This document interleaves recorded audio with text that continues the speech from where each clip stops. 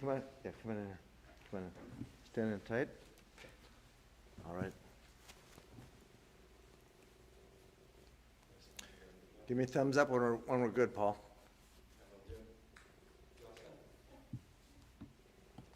All right. My name is Jeff Anderson, and I am the founder of the law firm Jeff Anderson and Associates. I'm here with colleagues who will introduce themselves, and we're here also to announce, and on behalf of two very courageous survivors, lawsuits that have been filed by each of them, naming Msgr. Craig Francis Harrison as an offender, as an abuser of each of them.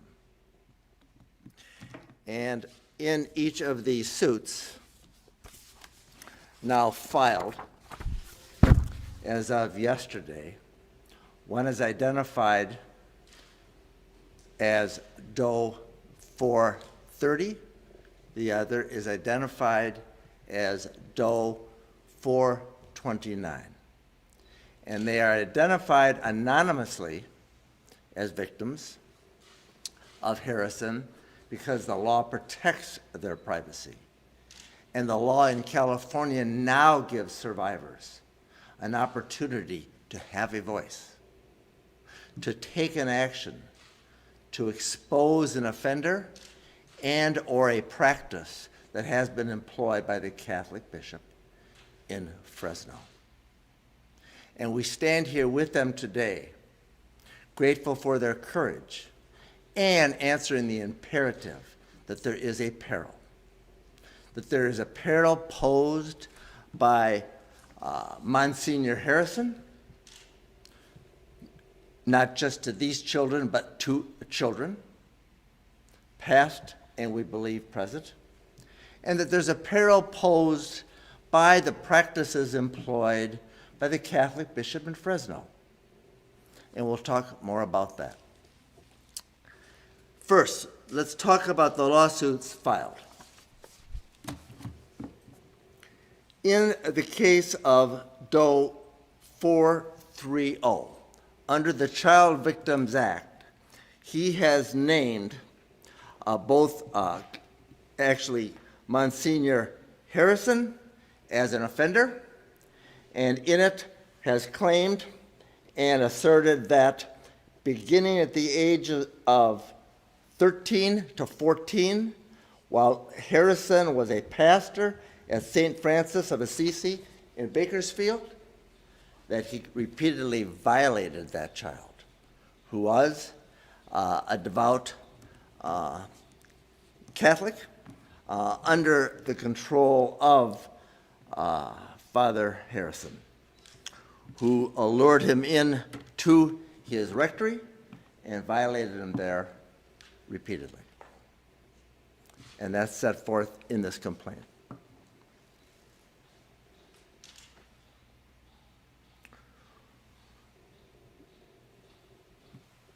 That was in and around 1990 and happened on several occasions in which Harrison violated that then teenager.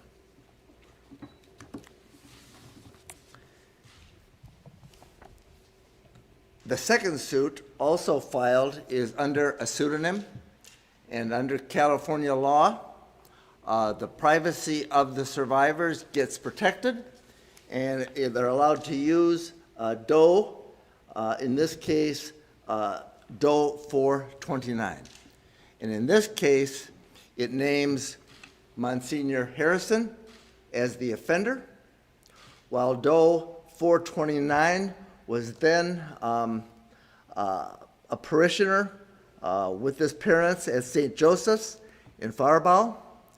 And while in the rectory and while a teenager, Harrison violated that child, betrayed that trust of that child and that family repeatedly in the mid-1990s.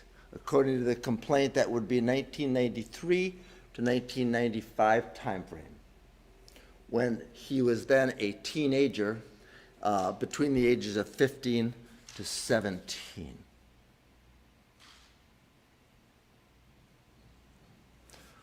We are very aware that Msgr. Harrison is a very powerful. We're very aware that he is a very prominent, and we're very aware that he has been a very public pastor in and around the Diocese of Fresno for many years, and beloved by many, and trusted by many.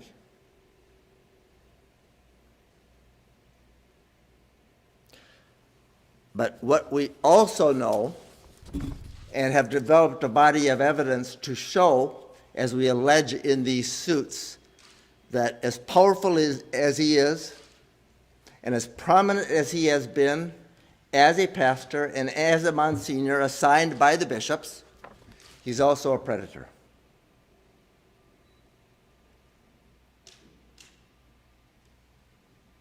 And it's time.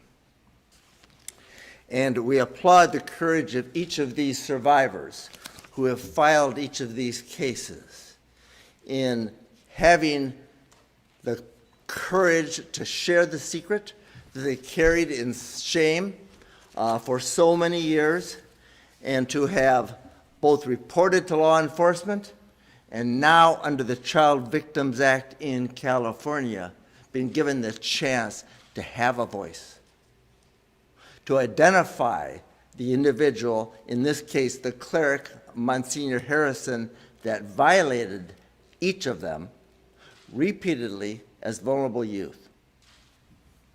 Each are now in their 40s and or 50s, so each has suffered daily for decades, but unable to do anything about that. Because who would believe them? And there was nothing under the law that could be done short of having reported to law enforcement, which they did, which has been done, but law enforcement said the statute of limitations prevents us from prosecuting Harrison, the criminal statute of limitations.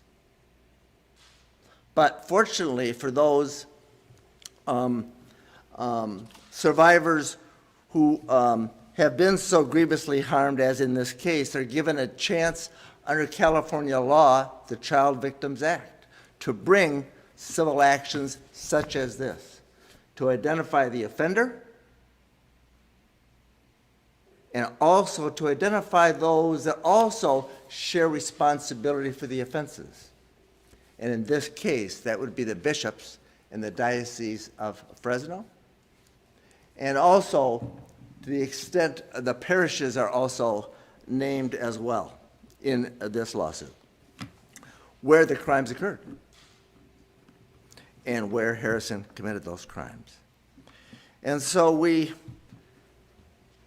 are grateful to the legislature and to the governor for passing a law that gives survivors a chance to protect others, to stand up for themselves and be given voice, and also to protect their own privacy at the same time and be a part of protecting other kids in the future from a similar peril, knowing that they have suffered and do daily.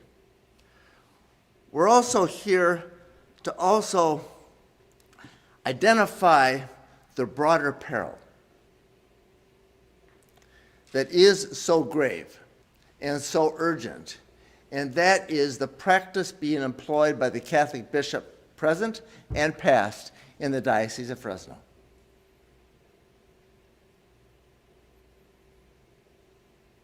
Currently, it is Bishop Brennan.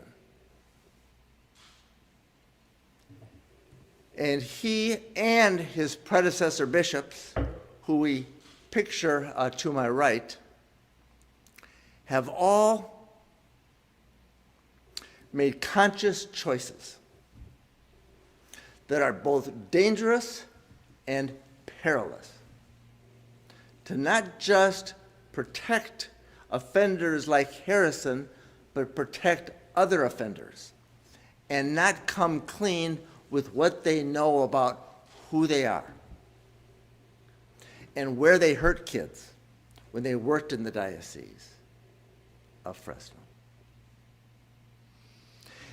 We and the survivors with whom we've worked in this community and across this state for many years, and now decades, have been deeply familiar with the perilous practices employed by the Catholic bishops in Fresno.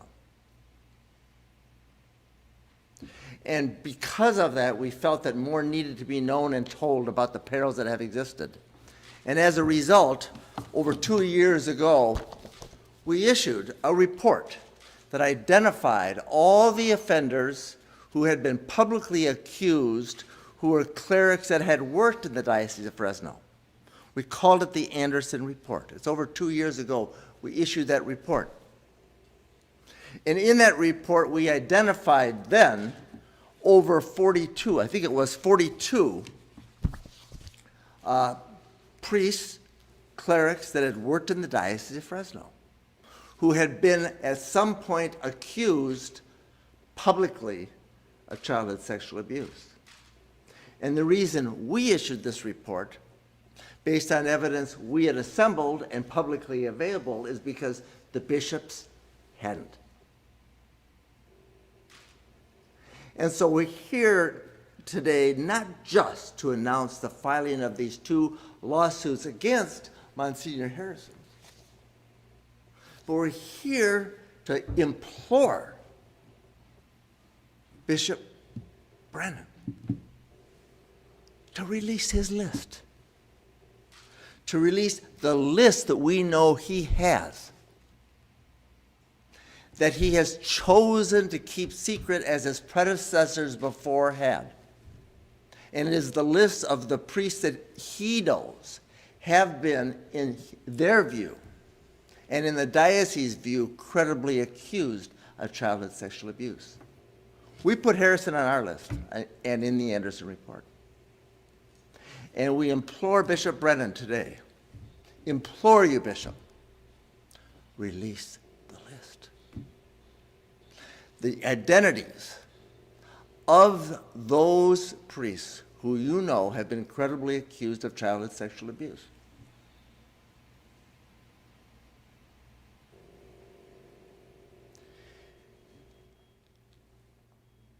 Most of the bishops across this country, under pressure from survivors and in litigation, have released lists.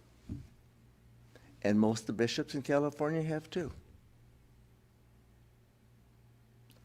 Bishop Brennan has chosen to keep it secret. Bishop Brennan has a list. He knows the names, he knows the histories, and he has evidence in his files.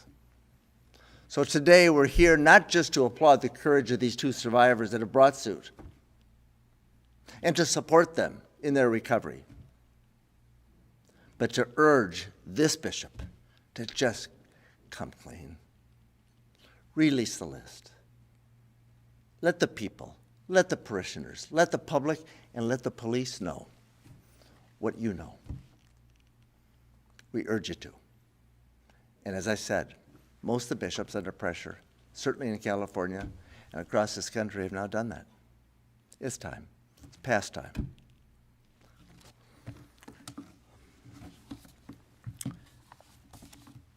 We also know that it's really important to urge witnesses, to urge whistleblowers, and other victims of Msgr. Harrison to know that they can come forward. They can report to law enforcement privately. They can now, under the law in California, take action to hold those responsible for the harm that has been done to them by trusted clerics in the Diocese of Fresno under the civil law in California, just as DO 430 and DO 429 had the courage to do yesterday. and with whom we stand here today, gratefully for their courage.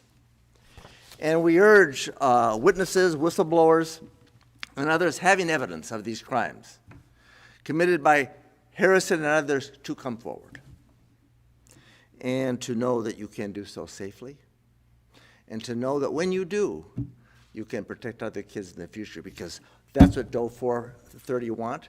That's what DO 429 wants, and that's why we stand with them today, to know that kids need to be safer in this community. And because those that have offended kids can now be named, and those that have been complicit in those crimes, such as the Catholic bishops, can be identified for those dangerous practices that need to be named and called out, identified, and cleaned up. And so, gratitude to the survivors, and gratitude to my colleagues here, and I stand with Joe George Jr., and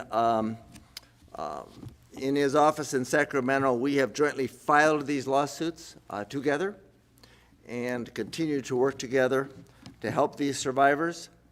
And I also stand with Elizabeth del Cid, one of the attorneys in our firm here in California and out of our office in Los Angeles. And also stand with a survivor and a survivor advocate, Joelle Casteix. And I'd like to turn it over to Joelle Casteix at this time, and let her address what she thinks as a survivor needs to be said, heard, and known and understood much better.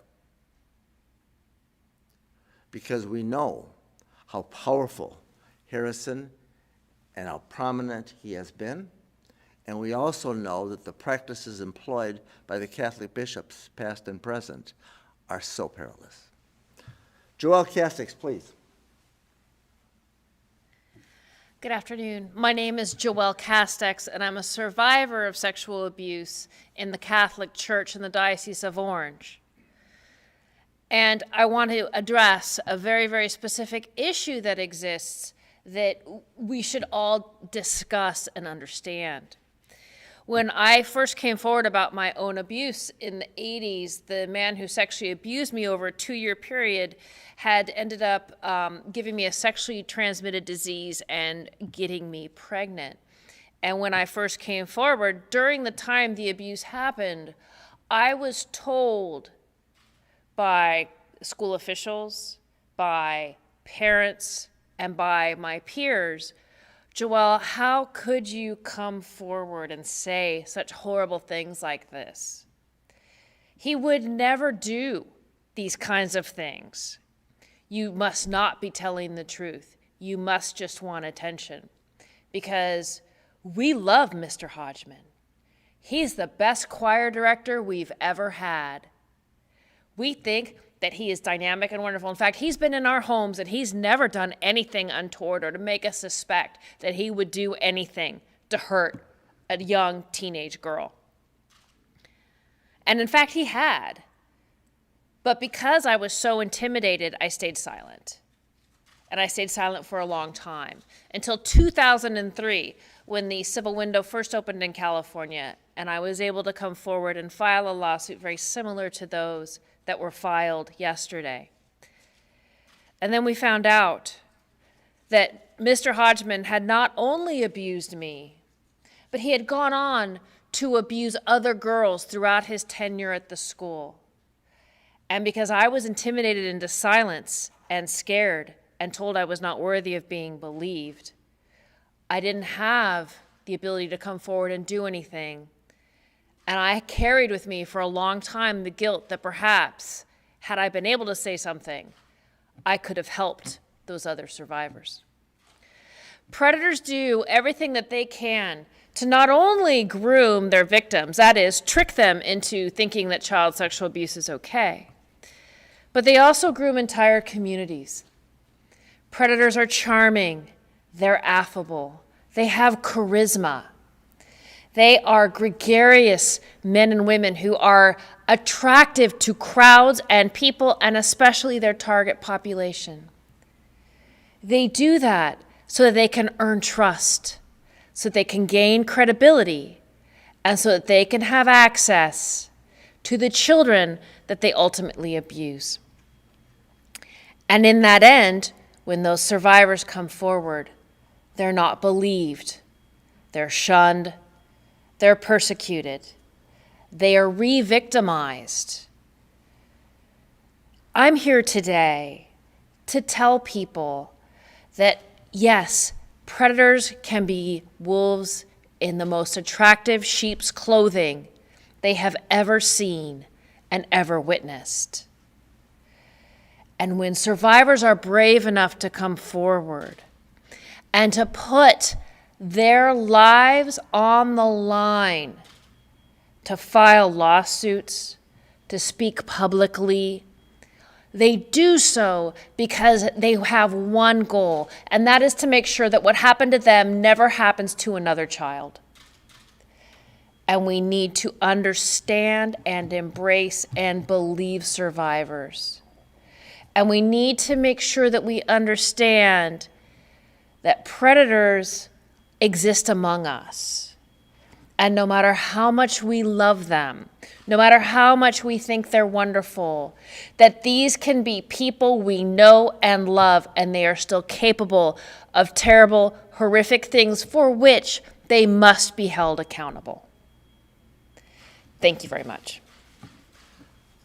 Thank you, Joelle Casteix, and her experience involving a very prominent figure in the Diocese of Orange. And then when she was given the chance, as survivors are now, to actually expose that offender, other survivors did come forward. And she then became a part of protecting other kids and allowing her to experience a measure of accountability, hope, and healing, and thus brings her to us and with us today as an advocate for the protection of children. And every time a child who has been abused stands up as an adult or otherwise, as these survivors have, they're doing something to protect other kids and make the communities safer. And to you, Joelle Casteix, we are grateful for your commitment to child protection.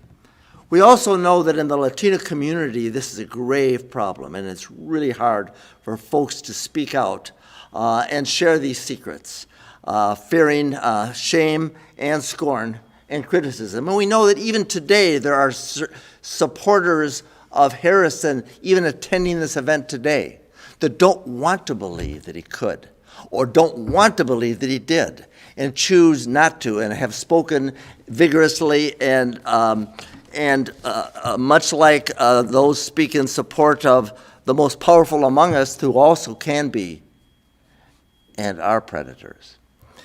Just as Joelle Casteix talked about Hodgman in 2003. And in the community, the Latino community, we have Elizabeth del Cid, one of the lawyers in our firm. And I really think is going to address this issue and help speak to it. And I'm going to turn it over to you, Elizabeth del Cid, and Thank you, Jeff. give it to us. Thank you. Buenas tardes. Mi nombre es Elizabeth del Cid y soy abogada con el bufete de abogados Jeff Anderson and Associates. Estamos aquí hoy no nomás para agradecer, pero también apoyar a dos valientes sobrevivientes de abuso sexual cuando eran niños, y el depredador en este caso fue un sacerdote católico. Estos sobrevivientes han traído dos distintas demandas civiles en contra del mismo depredador, y lo han hecho en una manera confidencial, una manera anónima, una manera en que puedan traer el caso sin usar su nombre o dar información sobre su identidad. Lo han hecho para romper el silencio y para proteger a otros niños y dar noticia y luz a depredadores que están en nuestras comunidades.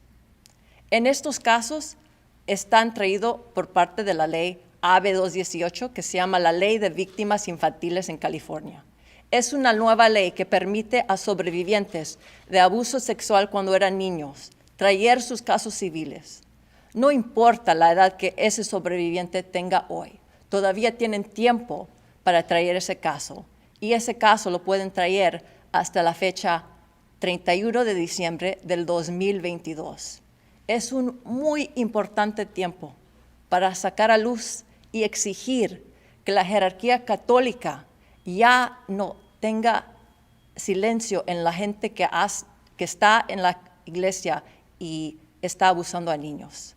Por demasiado tiempo hemos visto que la jerarquía católica, incluso la Diócesis de Fresno, no ha publicado los nombres de depredadores que han agredido a niños sexualmente.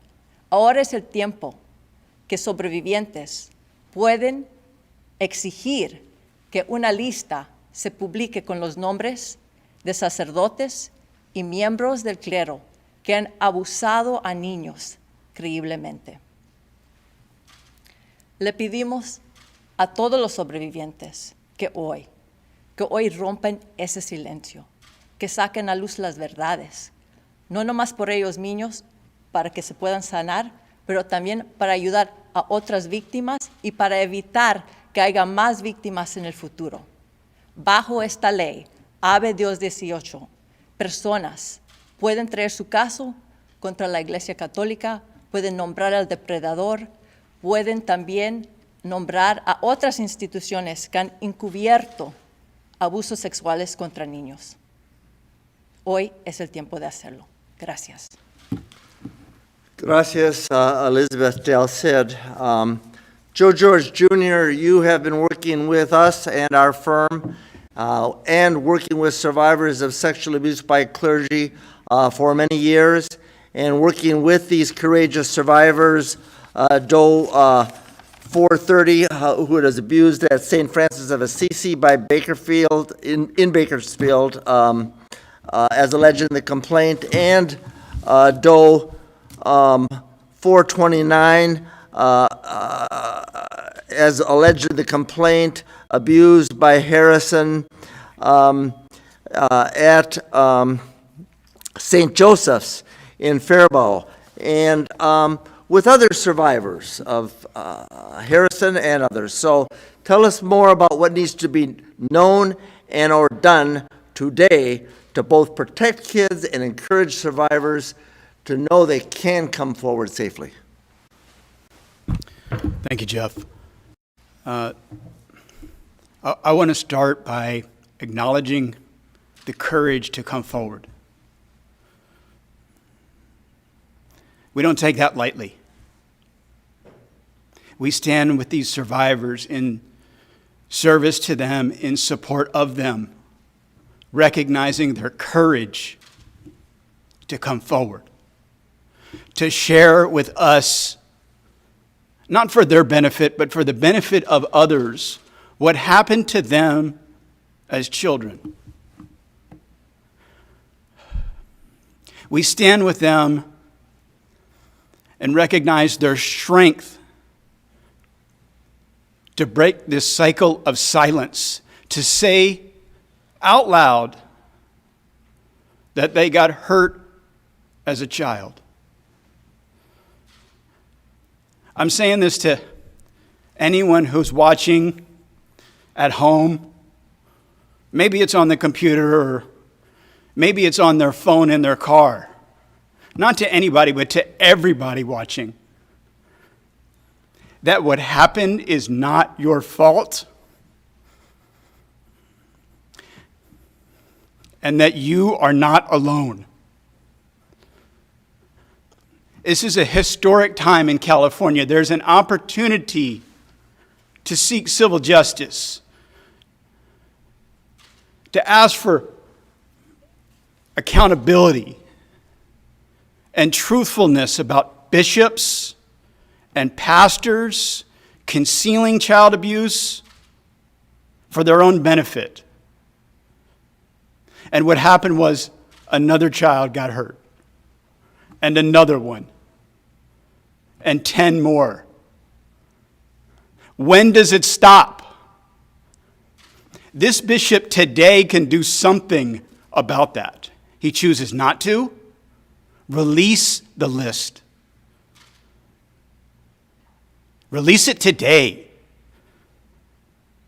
If you want to protect a child instead of yourself, release the list and tell every survivor out there through that list, they're not alone.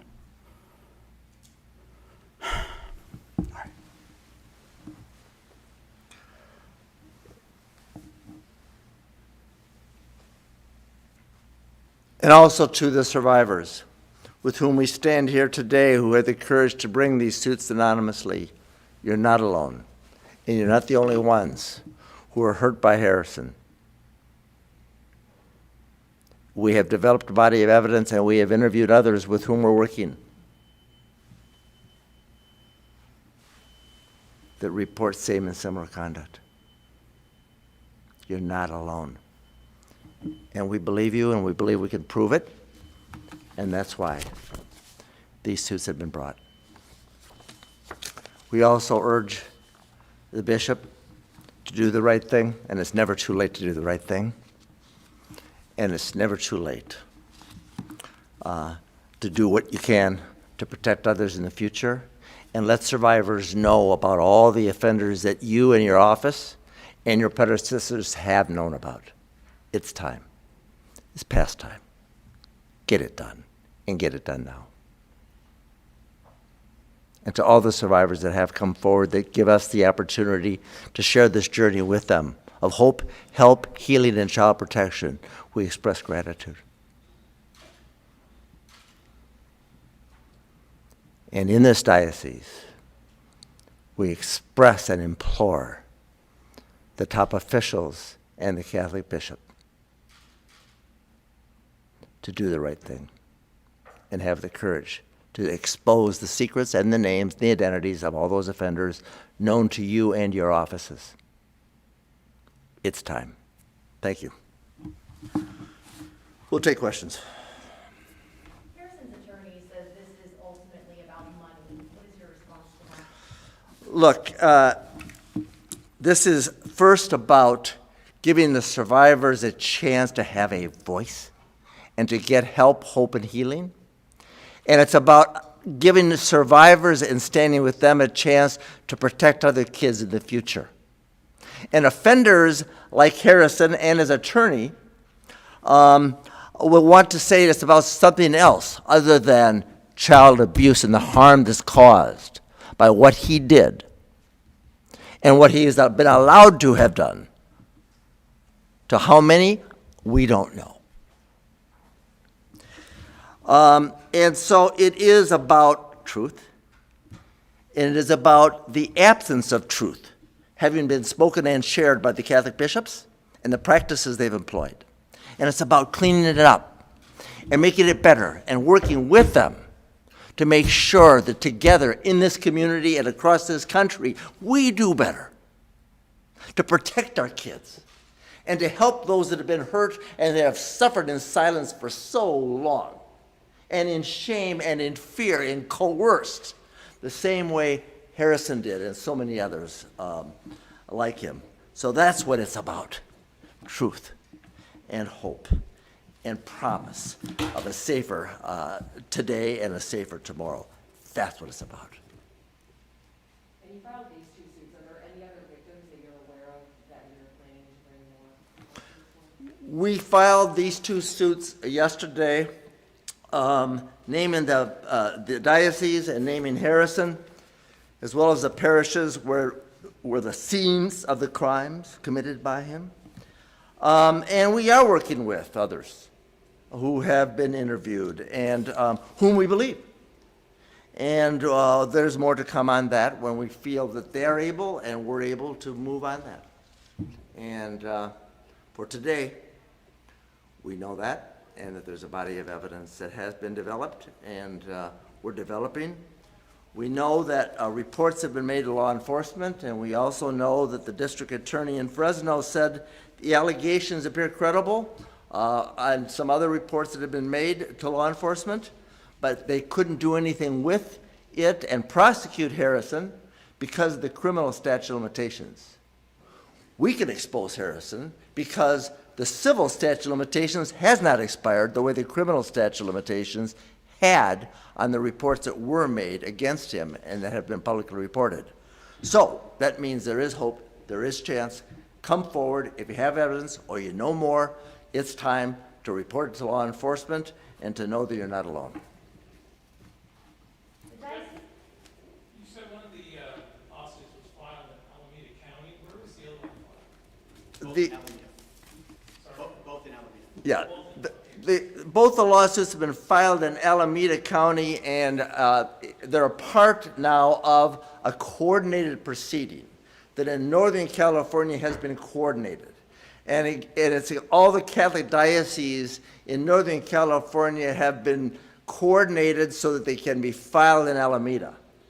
And we're a part of that coordination, and there are many hundreds of suits that have been filed and will be under the Child Victims Act. And under that coordinated proceeding, these two cases have now been filed, and other cases that we have filed and our firm has filed and will be filed can be filed there, and that's why that is the locus, the location. It's also important to note another thing.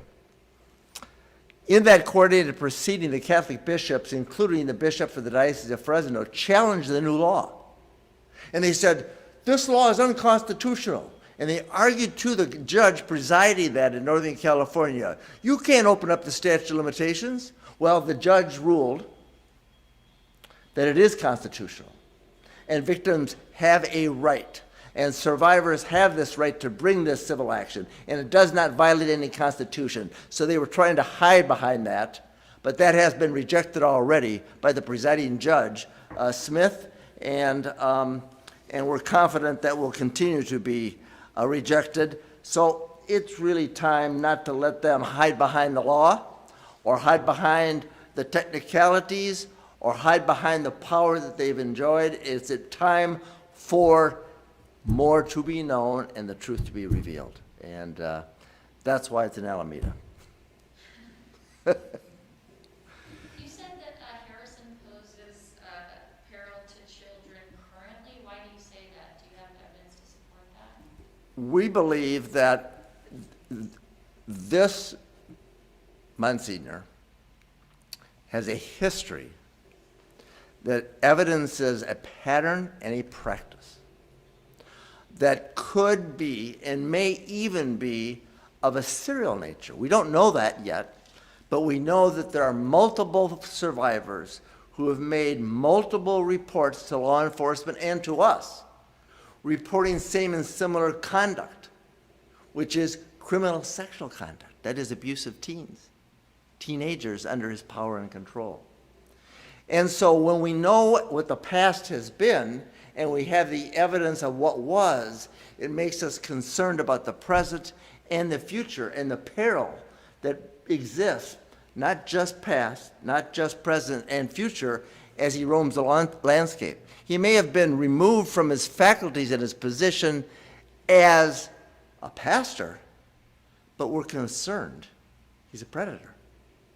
And that's why lawsuits like this need to be brought, and the truth needs to be revealed. You said that Joe Ford's already attended the parish in Bakersfield. Was that victim actually from the Bakersfield community? I can't speak to that question though, about a particular victim. I can say that there are a number of folks who have reported misconduct and criminal conduct by Harrison, and the two that we're working with and standing for today are identified as does in the civil suits. And do either of the plaintiffs have a connection to the allegation that was made in 1998 about Harrison?